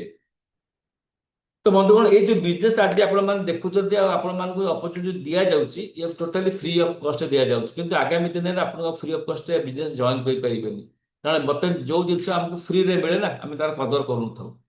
ଆଗାମୀ କିଛି ଦିନ କିଛି ବର୍ଷ ପରେ ପିଜି ଡିପ୍ଲୋମା ଯେମିତି ଆପଣଙ୍କ MBA, ଆପଣ ଇଞ୍ଜିନିୟରିଂ ମେଡିକାଲ ଲୋକ ପାଠ ପଢିକି ଆସିକି କାମ କରୁଛନ୍ତି, ସେମିତି ଡାଇରେକ୍ଟ ବିଜନେସ୍ ଲୋକ ପାଠ ପଢିକି ଆସିକି ଜଏନ୍ କରିବେ। ସେତେବେଳକୁ କଣ ହଉଛି ଆପଣମାନଙ୍କୁ ମଧ୍ୟ ବୁଝିବାକୁ ପଡୁଛି what is system, what is directly business କଣ ଆଉ ଟ୍ରାଡିସନାଲ ବିଜନେସ୍ କଣ ଆମକୁ ବୁଝିବାକୁ ପଡୁଛି। ସେମାନଙ୍କୁ ବୁଝେଇବାକୁ ବି ପଡିବନି। କମ୍ପାନୀ ଦେଖିବ ଏତେ ଇଜିଲି ଗୋଟେ ଲୋକ ଡାଇରେକ୍ଟଲି ବିଜନେସ୍ ପାଠ ପଢିକି ଆସିଛି ତ ତାକୁ ଡାଇରେକ୍ଟଲି ଆପଏଣ୍ଟମେଣ୍ଟ ଦେଇଦବ। କମ୍ପାନୀ ଯେତେବେଳେ ଜଏନ୍ କରିବା ପାଇଁ ସେ କ୍ରାଇଟେରିଆ ଖୋଜିବ, ଯେତେବେଳେ ଫର୍ମ ଫିଲ୍ଅପ୍ କରିବା ସେ ମାଗିବ ଯେ କୋଉ ୟୁନିଭର୍ସିଟି ତମେ ପିଜି ଡିପ୍ଲୋମା କରିଛ ଅନ୍ ଡାଇରେକ୍ଟଲି ବିଜନେସ୍, ତେବେ ଯାଇକି ଆପଣ ବିଜନେସ୍ କରିପାରିବେ। ଅଲରେଡି ଗୋଟେ ବ୍ୟାଚ୍ ଆପଣଙ୍କ ସାଲୋନି ୟୁନିଭର୍ସିଟି ଅଲରେଡି ଗୋଟେ ବ୍ୟାଚ୍ ଅଲରେଡି ପାସ୍ ଆଉଟ୍ କରିସାରିଲେଣି।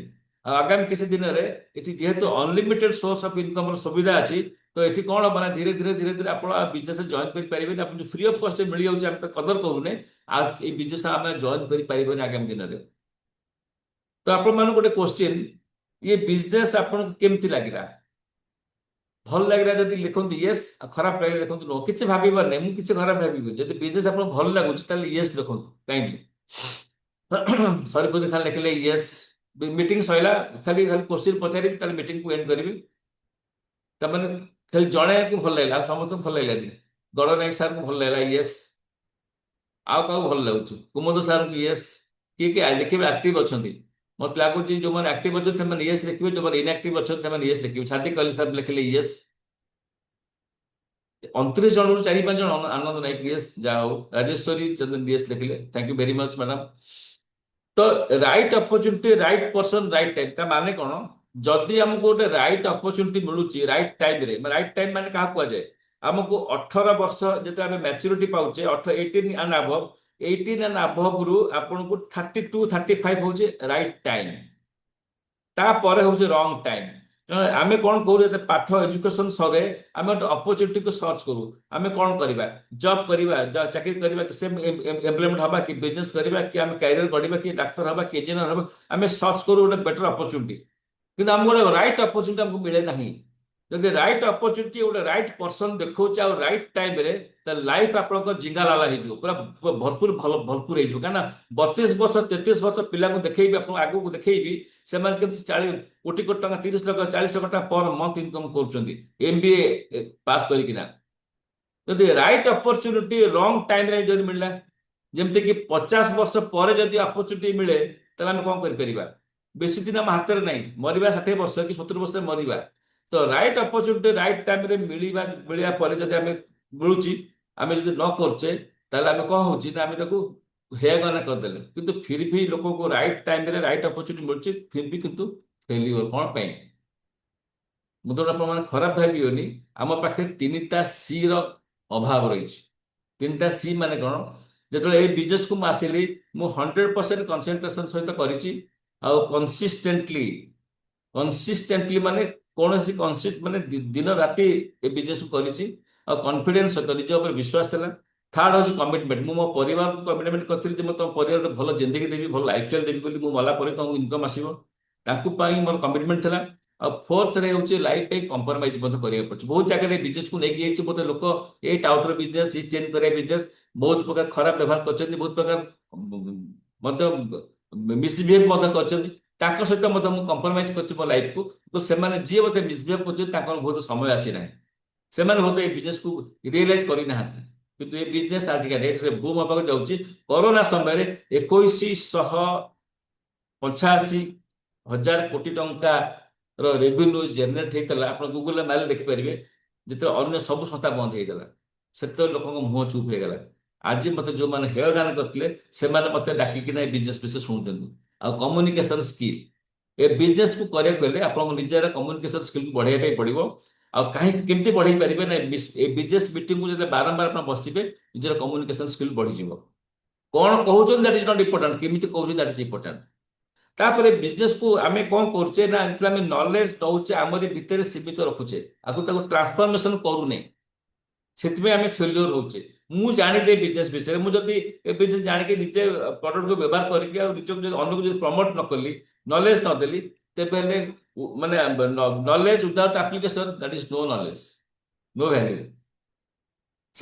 ଥାର୍ଡ ହଉଛି ଏଠି ଆପଣଙ୍କୁ ଗୋଟେ ଲିଡରସିପ ନବା ପାଇଁ ପଡିବ। ଯଦି ଆପଣ ଲିଡରସିପ ନ ନେବେ, ଏ ବିଜନେସକୁ କେବେ ବି କରିପାରିବେ ନାହିଁ। A leader can be a successful person. କେମିତି ଦେଖନ୍ତୁ, ଗୋଟେ ଯେତେବେଳେ ଆମର ବିଜେପିର ରାଲି ଯାଉଛି, ସେ ରାଲିରେ ବହୁତ ଲୋକ ଜୟ ଜୟକାର କରୁଛନ୍ତି, ଜୟ ବିଜେପି ଜୟ ବିଜେଡି କହୁଛନ୍ତି। କିନ୍ତୁ ପଛରେ ଗୋଟେ ଲୋକ ଚୁପଚାପ ବସିକି ହାତ ଯୋଡ଼ିକି ତାଳି ମାରି, ମାନେ ଚୁପଚାପ ବସିକି ହସୁଛି, ଲୋକଙ୍କୁ ଟା ଟା କରୁଛି। ସେଇ ଲୋକ ଯଦି ଜିତିକି ଆସୁଛି, ତାହେଲେ ସେ ଲୋକ ମନ୍ତ୍ରୀ ହଉଛି। କିନ୍ତୁ ଯେତେ ଲୋକ ସେ ରାଲିରେ ଜୟ ଜୟକାର କରୁଥିଲେ, ସେ କାହାକୁ ଚିହ୍ନୁନି ତା ପରବର୍ତ୍ତୀ ସମୟରେ।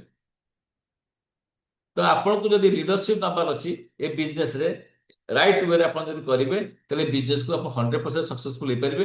ମୁଁ ସବୁବେଳେ କହେ, ଆପଣ ଏ ବିଜନେସକୁ ଯଦି ଆପଣ ସେଇ ନିୟତ ଆଉ ସେଇ ଗତିବିଧି ସହିତ କରିବେ, ସେଇ ନିୟତ ଉଦ୍ଦେଶ୍ୟ ଭଲ, ମୁଁ ଯାଉଛି ଗୋଟେ ଲୋକକୁ ଅପରଚ୍ୟୁନିଟି ସେୟାର କରିବା ପାଇଁ, ମୁଁ ଗୋଟେ ଲୋକକୁ ଅପରଚ୍ୟୁନିଟି ଦେବି, ଆଉ ସେ ଲୋକ ଲାଇଫକୁ ଚେଞ୍ଜ କରିବି, ଆଉ ତା ସାଙ୍ଗରେ ରହିବି ଯେପର୍ଯ୍ୟନ୍ତ ସଫଳତା ନ ପାଇଛି। ସେଇ ନିୟତ ଆଉ ସେଇ ଗତିବିଧି ଯଦି ମୁଁ କରିବି, ମୁଁ 100% ସଫଳତା ପାଇବି। ତାହେଲେ କଣ ହଉଛି କି, ଏ ବିଜନେସରେ ବହୁତ ଲୋକ ଆସିବେ, ବହୁତ ଲୋକ ଯିବେ। ଯୋଉ ଜିତା ହୁଏ ସିକନ୍ଦର, ଯୋଉ ରହା ଟିକେ ରହା। ଆପଣଙ୍କ ସାଙ୍ଗରେ ବହୁତ ଲୋକ ଆସିବେ, ବହୁତ ଲୋକ ଛାଡିକି ପଳେଇବେ। କିନ୍ତୁ ଜିନିଷ ହଉଛି, ଯୋଉ ଲୋକ ଲଗାତାର ନିରନ୍ତର କାମ କରି କରି ଚାଲିବ, ଏ ବିଜନେସରେ 100% ସଫଳତା ପାଇବ। Take responsibility of your life. ନିଜ ପ୍ରତି ନିଜର ରେସ୍ପନ୍ସିବିଲିଟି ନେବାର ଅଛି। କେହି ଆସିବେନି ଦୁନିଆରେ ଆପଣଙ୍କୁ ସାହାଯ୍ୟ କରିବା ପାଇଁ। ମୋ ପରିବାର ଭିତରେ I will take the responsibility of my family.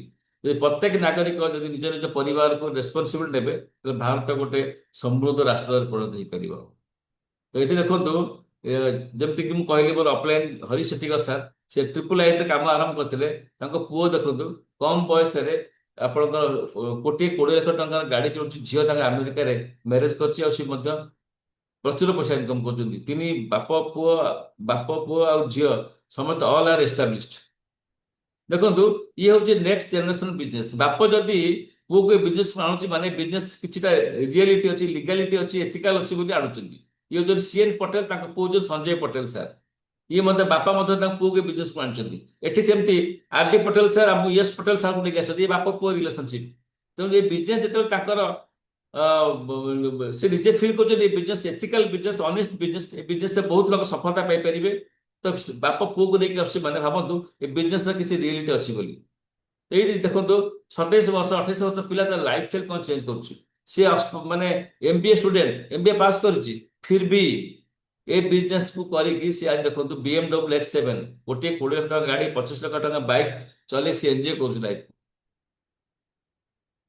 ଦେଖନ୍ତୁ ଆମର MD ହଉଛନ୍ତି ଆମ କମ୍ପାନୀର ମାଲିକ ହଉଛନ୍ତି ପ୍ରବୀଣ ଚନ୍ଦନ ଚେନ୍।